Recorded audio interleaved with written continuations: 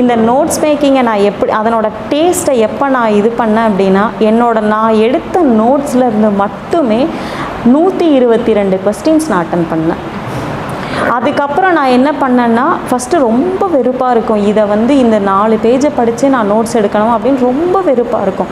ஆனால் இருந்தாலும் நம்ம எடுத்து தான் ஆகணும் அப்படின்ற ஒரு சூழ்நிலைக்கு நம்ம வரும்போது, ஒரு 2 டைம் நோட்ஸ் எடுக்கும்போது கஷ்டமாக இருக்கும். ஒரு 3ஆவது டைம் நோட்ஸ் எடுக்கும்போது நம்ம அதில் எக்ஸ்பர்ட் ஆகிடுவோம்.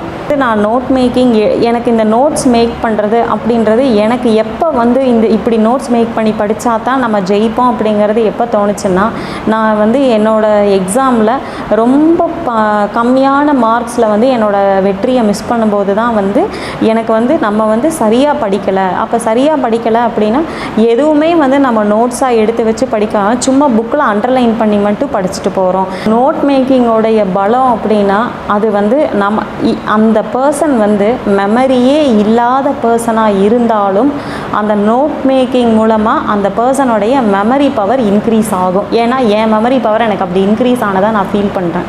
நம்ம ஒரு நோட்ஸ் எடுக்கிறது அப்படின்றது ஒரு ஆர்ட்டுன்னு நான் சொல்லுவேன். அது அதாவது ஒரு விஷயத்தை ஒரு டைம் படித்து நோட்ஸ் எடுக்க முடியாது, 2 டைம் படித்தாலும் எடுக்க முடியாது குறைஞ்சது. அதே மாதிரி நான் புக்கை ரெஃபர் பண்ணுறேன் அப்படின்னா இந்த நோட்ஸில் ஏதாவது டவுட் வரும்போது நான் புக்கை ரெஃபர் பண்ணுவேன்.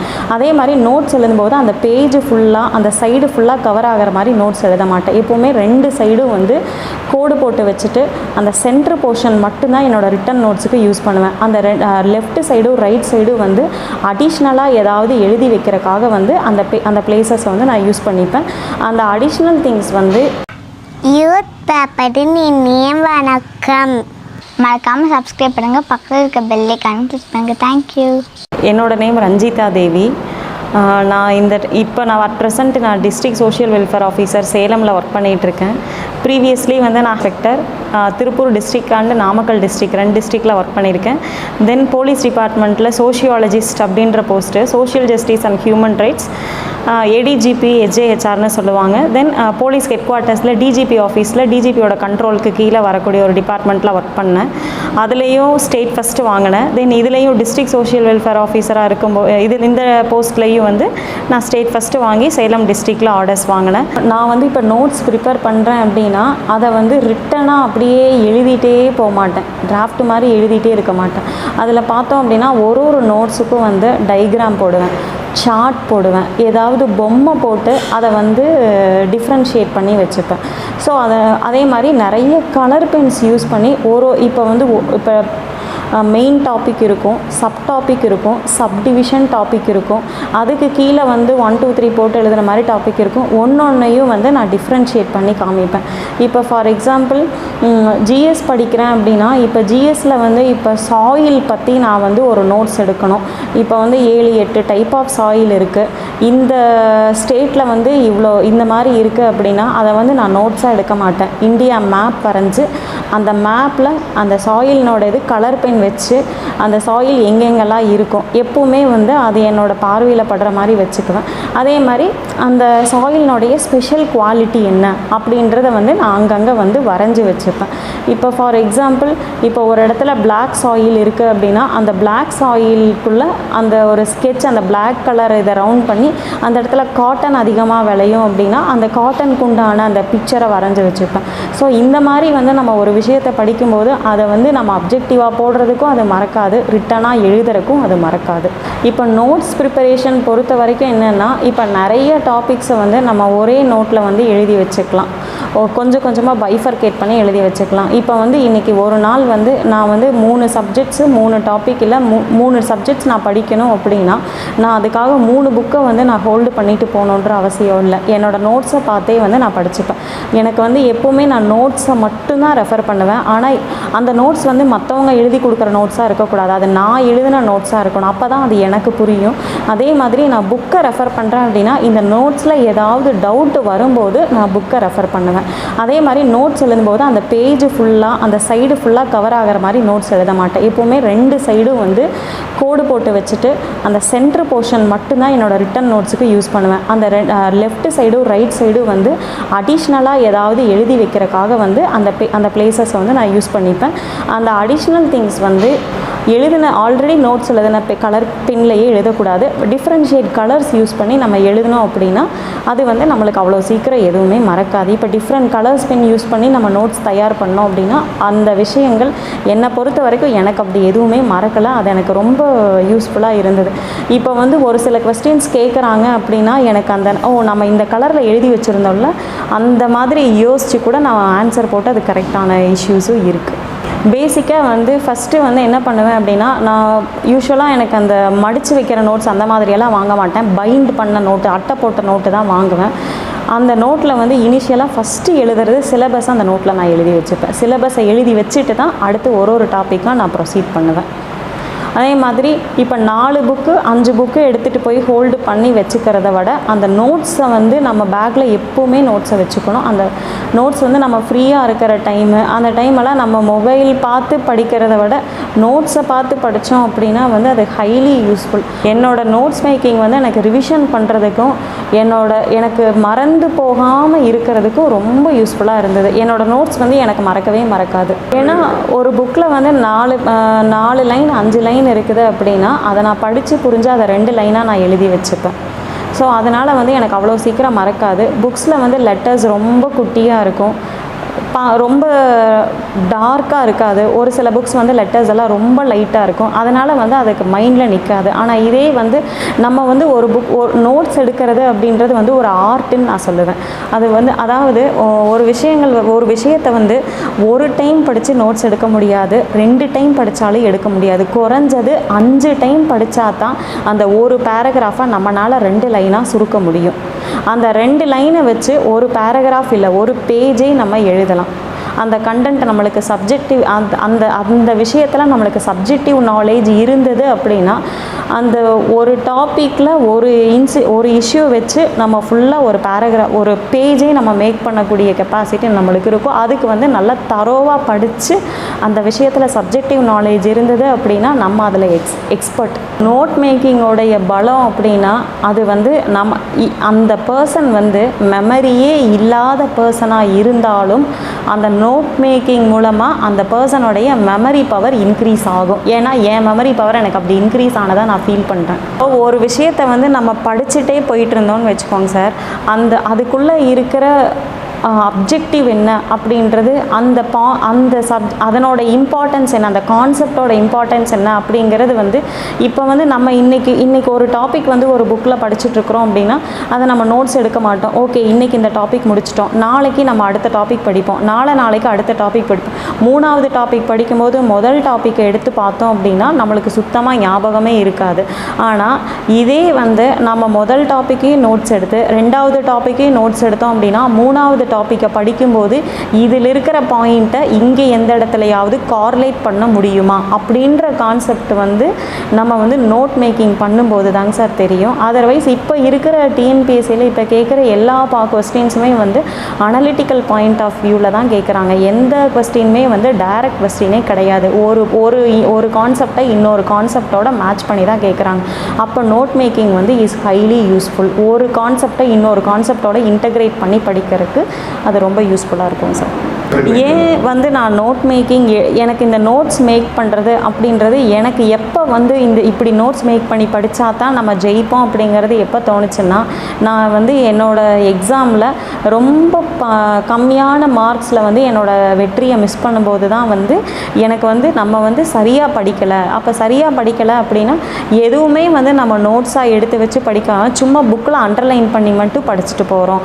இப்போ நான் நோட் மேக்கிங் எடுத்து படித்ததுக்கு அப்புறம் என்னோட ஸ்கோர் மார்க் டெஸ்ட் எழுதும்போது ஸ்கோர் இன்க்ரீஸ் ஆச்சு. இதே நான் புக்கை மட்டும் வச்சு படிக்கிறப்போ என்னோடய மார்க் டெஸ்ட் எழுதும்போது ஸ்கோர் இன்க்ரீஸ் ஆகலை. ஆனால் கேட்பாங்க இப்போ வந்து இவ்வளோ வாஸ்ட் சப்ஜெக்ட்ஸ் இருக்குது, நான் எப்படி நோட்ஸ் எடுத்து படிக்கிறது அப்படின்றது. அந்த நோட்ஸ் எடுத்து படிக்கிறவங்களோட சக்ஸஸும் நோட்ஸ் எடுத்து படிக்காமல் அந்த எண்டிங்கில் வந்து சக்ஸஸை மிஸ் பண்ணவங்களுக்கும் அதுதான் வித்தியாசம். அதாவது இனிஷியலாக நான் வந்து என்ன பண்ணுவேன்னா ரொம்ப கஷ்டமான டாபிக்ஸை தான் வந்து ஃபஸ்ட்டு நான் நோட்ஸ் எடுத்துகிட்டு இருந்தேன். ஆனால் அந்த கஷ்டமான டாபிக்ஸ் வந்து ஈஸியான டாபிக்ஸை விட ரொம்ப ஈஸியாக போச்சு நான் நோட்ஸ் எடுத்ததுக்கு. அதாவது அது வந்து ஒன்ஸ் நம்ம வந்து நல்ல நோட்ஸ் எடுத்து நம்ம படித்து டேஸ்ட் பண்ணிட்டோம் அப்படின்னா அதுக்கப்புறம் லைஃப்பில் வந்து அதை வந்து மறக்கவே முடியாது. இப்போது என்னென்னா அந்த நோட் மேக்கிங் எல்லாம் வந்து இன்றைக்கி எப்படி யூஸ் ஆகுது அப்படின்னா நான் வந்து போலீஸ் டிபார்ட்மெண்ட்டில் ஒர்க் பண்ணும்போது வந்து அந்த நோட் மேக்கிங் எனக்கு பயங்கர யூஸ்ஃபுல்லாக இருந்தது. இப்போ ஒரு இன்சிடெண்ட் நடந்திருக்கும், அதை வந்து ஷார்ட்டாக எழுதி கொண்டு வாங்கம்மா, அடிஷ்னல் சீஃப் செக்ரட்டரிக்கு ரிப்போர்ட் வைக்கணும் அப்படின்னு சொன்னாங்க. ஸோ அந்த நோட் மேக்கிங் வந்து எனக்கு இப்போ டிபார்ட்மெண்ட்டில் யூஸ் ஆச்சு. இப்போ நம்ம கலெக்டர் சாரை மீட் பண்ண போகிறோம், பெரிய பெரிய ஆஃபீஸர்ஸ், ஐபிஎஸ் ஆஃபீஸர்ஸ் கீழே ஒர்க் பண்ணும்போதெல்லாம் டிஜிபி, ஏடிஜிபி இவங்களெல்லாம் பார்க்க போவோம். அவங்க நிறைய விஷயங்கள் சொல்லுவாங்க. அதை வந்து ஒரு குறிப்பாக எடுத்துகிட்டு வந்து அந்த வேலையை வந்து நம்ம எலாபரேட்டாக பண்ணணும். அந்த நோட் மேக்கிங் இன்றைக்கி எனக்கு ஆஃபீஸ்க்கு யூஸ் ஆகுது. நம்ம வந்து ஒரு விஷயங்கள் வந்து நம்மளுக்கு அதை டிஃப்ரென்ஷியேட் பண்ணி பார்க்கும்போது தான் அந்த விஷயம் வந்து நம்மளுக்கு மனசில் நிற்கும். அதை அப்படியே வந்து வேகாக படிச்சுட்டே போனோம் அப்படின்னா வந்து அது நம்மளுக்கு ஒரு கடுகளவு கூட வந்து மனசில் நிற்கிறது அப்படின்றது ஆனால் எனக்கு நிற்காது, மற்றவங்களுக்கு எப்படின்னு எனக்கு தெரியல. அதனால் வந்து எந்த விஷயமும் எனக்கு மறக்கக்கூடாது அப்படின்றதுக்காகவே வந்து நான் கலர் கலராக வந்து பெண்ணை யூஸ் பண்ணி நோட்ஸ் எடுக்கிறதுக்கு அதுதாங்க சார் ரீசன். அதாவது நான் இந்த பெண்ணில் அதாவது இந்த கான்செப்ட் நான் இந்த பெண்ணில் எழுதியிருக்கேன் அப்படின்னு எக்ஸாம் ஹாலில் என்னால் ரீகால் பண்ண முடியும். ரீகால் பண்ணி அப்படி நான் ஆன்சர் எழுதின தருணங்கள் கூட இருக்குது. நம்மளுக்கு பிடிச்ச விஷயங்கள் நம்ம செய்யும்போது அது மறக்காதுங்க சார்.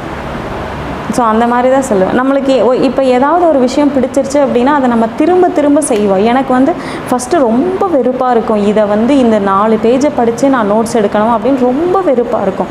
ஆனால் இருந்தாலும் நம்ம எடுத்து தான் ஆகணும் அப்படின்ற ஒரு சூழ்நிலைக்கு நம்ம வரும்போது ஒரு 2 டைம் நோட்ஸ் எடுக்கும்போது கஷ்டமாக இருக்கும், ஒரு 3ஆவது டைம் நோட்ஸ் எடுக்கும்போது நம்ம அதில் எக்ஸ்பர்ட் ஆயிடுவோம். நோட்ஸ் மேக்கிங்கோட சக்ஸஸை வந்து நான் என்னோடய மார்க் டெஸ்ட்டாக நான் டேஸ்ட் பண்ணேன். எப்போன்னா நான் வந்து சும்மா படிச்சுட்டு போய் நான் மார்க் டெஸ்ட் எழுதும்போது என்னோடய ஸ்கோர் வந்து எபவ் த ஆவரேஜ் இருக்கும், ஆனால் நான் எக்ஸ்பெக்ட் பண்ண ஸ்கோர் வராது. ஆனால் ஒன்ஸ் நல்லா நோட்ஸ் எடுத்துகிட்டு போயிட்டு அதுக்கப்புறம் வந்து அதை நான் ரிவிஷன் பண்ணி போய் எக்ஸாம் மார்க் டெஸ்ட் அட்டன் பண்ணும்போது என்னோடய ஸ்கோர் நான் எதிர்பார்த்ததை விட எனக்கு அதிகமாக வந்தது சார். அதாவது ஒரு புக்கை வந்து படிக்கிறோம் அப்படின்றது முக்கியம் இல்லைங்க சார். அந்த புக்கில் நம்ம படித்ததை எவ்வளோ கேதர் பண்ணி வச்சுருக்கிறோம், நம்ம எவ்வளோ கேதர் பண்ணி நம்ம கலெக்ட் பண்ணி வச்சுருக்கிறோம் அப்படின்றதான் வந்து ரொம்ப முக்கியம். அப்படி நம்ம கேதர் பண்ணி வைக்கிறதா வந்து நோட் மேக்கிங். 10 டைம் ரிவிஷன் பண்ணுறது ஒன்று, 3 டைம் படிச்சுட்டு 3 டைம் 4 டைம் அந்த டாப்பிக்கை படிச்சுட்டு 1 டைம் நோட்ஸ் எடுத்து அந்த நோட்ஸை 2 டைம் ரிவிஷன் பண்ணால் அது 7 டைம் படித்ததுக்கு தான் சமம். ஆனால் 10 டைம் ரிவிஷன் பண்ணாலும் நிற்கிற கெப்பாசிட்டியை விட இந்த 3-4 டைம் படிச்சுட்டு 1 டைம் நோட்ஸ் எடுக்கும்போது 5ஆவது டைம் அதை 2 டைம் ரிவிஷன் பண்ணிங்கன்னா அந்த 10 டைம் படித்ததெல்லாம் தோற்று போயிடும். இந்த நோட்ஸ் மேக்கிங்கை நான் அதனோட டேஸ்ட்டை எப்போ நான் இது பண்ணேன் அப்படின்னா நான் எடுத்த நோட்ஸில் இருந்து மட்டுமே 122 கொஸ்டின்ஸ் நான் அட்டன் பண்ணேன். அதுக்கப்புறம் நான் என்ன பண்ணேன்னா நம்ம எடுத்த நோட்ஸ்லேருந்து இவ்வளோ கொஸ்டின்ஸ் வருது, அப்போ திரும்ப இந்த நோட்ஸை ரீமாடிஃபை பண்ணணும் அப்படின்னு சொல்லிட்டு மாடிஃபை பண்ணும்போது 130 கொஸ்டின்ஸ் பக்கம் வந்து என்னால் போட முடிஞ்சுது. ஆனால் 142 கொஸ்டின்ஸ் வந்து எனக்கு கரெக்டாக இருந்தது. இது வந்து என்னோடய நோட்ஸ் மேக்கிங்கோடைய ஒரே ஒரு தாரக மந்திரம்னா இதை தான் நான் சொல்லுவேன். இப்போ வந்து ஒரு பர்ஃபெக்ட் நோட் மேக்கிங் அப்படின்னா இப்போ ஒரு கான்செப்ட் இருக்குது அப்படின்னா அந்த கான்செப்ட் வந்து வாட் இஸ் வாட் அப்படின்றது வந்து அது வந்து நம்ம அந்த பார்த்திங்க அப்படின்னா அந்த ஃபஸ்ட்டு பேஜில் இன்ட்ரோடக்ஷன் அப்படின்னு சொல்லி கொடுத்துருப்பாங்க. அந்த இன்ட்ரோடக்ஷன் சில இதில் வந்து ஒரு பேஜ் கொடுத்துருப்பாங்க, சில இதில் ஒரு 2 பேராகிராஃப் கொடுத்துருப்பாங்க. நம்ம அதை தரோவாக அனலைஸ் பண்ணனா வாட் இஸ் வாட் அப்படிங்கிறது ஒரு 2 லைன் 3 லைனில் கவர் ஆகிரும். அதுக்கப்புறம் மற்ற ஆத்தர்ஸ் வந்து அதை பற்றி என்ன டெஃபினேஷன் கொடுத்துருக்காங்க அப்படிங்கும்போது different authors different type of definitions கொடுத்துருப்பாங்க. எக்ஸாமினேஷனில் எந்த டெஃபினேஷன் வேணாலும் கொடுத்து கேட்பாங்க. ஸோ அதை நம்ம எல்லாமே வந்து படித்து தான் ஆகணும். அதுக்கு ஏதாவது ஒரு கீவேர்டு மாதிரி யூஸ் பண்ணி இந்த ஆத்தர் இந்த டெஃபினேஷன் கொடுத்துருக்காங்க அப்படின்றத நம்ம படிச்சுக்குவோம். அதே மாதிரி அடுத்து அதனோட டைப்ஸ் என்ன, அந்த கான்செப்ட் எவ்வளோ டைப்ஸாக பிரிக்கிறாங்க, அதை எந்த ஆத்தர் எவ்வளோ டைப்ஸாக பிரித்து சொல்கிறாங்க. அதுக்கப்புறம் அந்த கான்செப்டோட தியரிஸ் ஒவ்வொரு ஆத்தர்ஸும் அதை வந்து தியரி மாதிரி தியரிட்டிக்கல் எக்ஸ்ப்ளனேஷன் மாதிரி கொடுத்துருக்காங்க. கொடுத்துருப்பாங்க, அதை வந்து பார்க்கணும். அதனோட காசஸ் என்ன, எஃபெக்ட் என்ன, இப்போ ப்ரெசண்ட்டு ட்ரெண்டில் அதனோட காசஸ் என்ன, எஃபெக்ட் என்ன அப்படின்றது. இதுதான் சோஷியாலஜியில் வரக்கூடிய ஒரு ஹெட்டிங்கோடைய பாயிண்ட்ஸ். இதை பேஸ் பண்ணி தான் இருக்கும். டிஎன்பிஎஸ்சியில் அவங்க கேட்குற கொஸ்டின்ஸும் what is what, definition, different type of authors, அதை டிஃப்ரெண்ட் டைப்ஸாக சொல்லியிருப்பாங்க. அதே மாதிரி ஒவ்வொரு ஆத்தர்ஸும் டிஃப்ரெண்ட் தியரிட்டிக்கல் எக்ஸ்ப்ளனேஷன்ஸ் கொடுத்துருப்பாங்க. அதனோட காசஸ், அதனோட எஃபெக்ட், இப்போ ப்ரெசன்ட் ட்ரெண்டுக்கு ஹவு இட் இஸ் அப்ளிகபிள், இதுதான் அந்த நோட்ஸ்குள்ளே எல்லாமே இருக்கும். இந்த தெரிஞ்சு வச்சுக்கிட்டோம் அப்படின்னா எந்த மாதிரி கொஸ்டின்ஸ் கேட்டாலும் அதை எப்படினாலும் நம்ம ஆன்சர் பண்ணலாம், எழுதலாம். சார், அதாவது என்னென்னா நோட் மேக்கிங்கை பொறுத்த வரைக்கும் என்னன்னு பார்த்தீங்கன்னா அது ஃபுல்லாக வந்து நம்ம படித்து அதை புரிஞ்சுக்கிற விதத்தில் தாங்க சார் இருக்குது. ஃபஸ்ட்டு டைம் படிக்கும்போது ரொம்ப கடுப்பாக வரும். செகண்ட் டைம் படிக்கும்போது ஓகே இதில் என்ன தான் இருக்குது, படித்து பார்க்கலாமே அப்படின்றது தோணும். தேர்ட் டைம் படிக்கும்போது ஓகே இதை நம்ம படித்து தான் ஆகணும், அது வந்து இவ்வளோ நாள் நம்மளுக்கு புரியாமல் இருந்தது இப்போ புரியும். ஃபோர்த்து டைம் படிக்கும்போது அந்த கான்செப்டை பற்றி நீங்களே இன்னொருத்தங்களுக்கு எக்ஸ்பிளைன் பண்ணுவீங்க. ஃபிஃப்த்து டைம் நீங்கள் நோட்ஸ் எடுப்பீங்க. சிக்ஸ்த்து செவன்த்து டைம் ரிவைஸ் பண்ணுவீங்க. அதுக்கப்புறம் நம்ம அந்த டாபிக், அந்த கான்செப்ட்லாம் நம்ம எக்ஸ்பர்ட்டாக இருப்போம். எந்த கேள்வி கேட்டாலும் நம்ம பதில் சொல்லுவோம். அதனால தான் சொன்னேன், குறைஞ்சது 3 டைம் 4 டைமாவது வாசிச்சுட்டு தாங்க சார் நோட்ஸ் எடுக்கணும். அப்படி தான் நான் எடுத்தேன். நோட் மேக்கிங்கில் செய்யக்கூடாத விஷயம் வந்து அதில் புக்கில் இருக்கிறத பார்த்து அப்படியே எழுதிட்டே வரக்கூடாதுங்க சார், ஒன்று. அதே மாதிரி அந்த நோட்ஸை வந்து 4 லைன் 5 லைன் வேகாக எழுதக்கூடாது. அதை பிரித்து சென்டென்ஸ் ஃபார்மில் எழுதணும். இப்போ ஏதாவது ஒரு ஆத்தர்ஸ் ஒரு டெஃபினிஷன் சொல்லியிருக்காங்க அப்படின்னா அந்த ஆத்தரோட பேர் ஒரு கலரில் எழுதணும், அந்த கொட்டேஷன் வந்து ஒரு கலரில் எழுதி இது சொல்லணும். இப்போ வந்து அதே ஆத்தர் வேறு கான்செப்டை பற்றியும் சொல்லியிருப்பார். அதுக்கு தான் வந்து நான் லெஃப்ட்டு ரைட்லேயும் வந்து கேப் விட்டுருப்பேன்னு சொன்னேன் இல்லைங்களா, அதை அந்த இடத்துல தனியாக ஹைலைட் பண்ணி ஒரு பென் வச்சுருப்பேன். அந்த மாதிரி எழுது. ஆனால் என்னோடய நோட்ஸை பார்த்தா கலர் பென்ஸில் எழுதி வச்சுருப்பேன். ஸோ எனக்கு அந்த மாதிரி எழுதும்போது தான் வந்து என்னால் ரிவைஸ் பண்ண முடிஞ்சது. அதை அப்படியே ரீகால் பண்ணி என்னால் எக்ஸாமில் ஒரு அவுட்புட் கொடுக்க முடிஞ்சுது.